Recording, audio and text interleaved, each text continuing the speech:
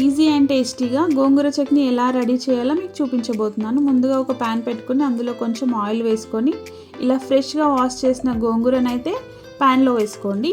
గోంగూర పచ్చివాసన పోయేంత వరకు ఇలా వేయించుకోండి.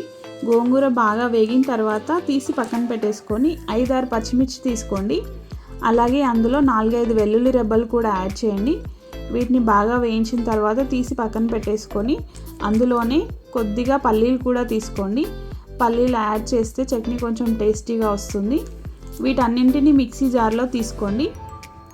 ఇలా మిక్సీ జార్లో తీసుకున్న తర్వాత వీటిలోకి 1 స్పూన్ జీలకర్ర యాడ్ చేయండి. తర్వాత మీకు రుచికి సరిపడా సాల్ట్ అయితే యాడ్ చేసుకోండి. వీటన్నింటినీ బాగా మిక్సీ పట్టండి. ఇలా మిక్సీ పట్టిన తర్వాత దీంట్లోకి మనం ఒక బిగ్ సైజ్ ఆనియన్ అయితే కట్ చేసుకొని ఇలా యాడ్ చేయండి. ఇప్పుడు మళ్ళీ ప్యాన్ పెట్టుకొని అందులో కొంచెం ఆయిల్ వేసుకొని జీలకర్ర, ఆవాలు వేయండి. అలాగే మినపప్పు, శనగపప్పు కూడా యాడ్ చేయండి.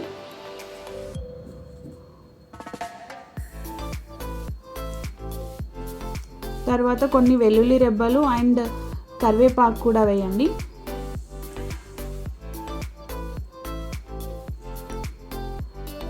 ఇవి బాగా వేగిన తర్వాత ఇప్పుడు మనం పేస్ట్ చేసి ఉంచుకున్న ఈ గోంగూర పచ్చడిని అందులోకి ట్రాన్స్ఫర్ చేయండి. ఇప్పుడు బాగా కలిపిన తర్వాత సర్వ్ చేసుకోండి. అంతే, గోంగూర చట్నీ రెడీ.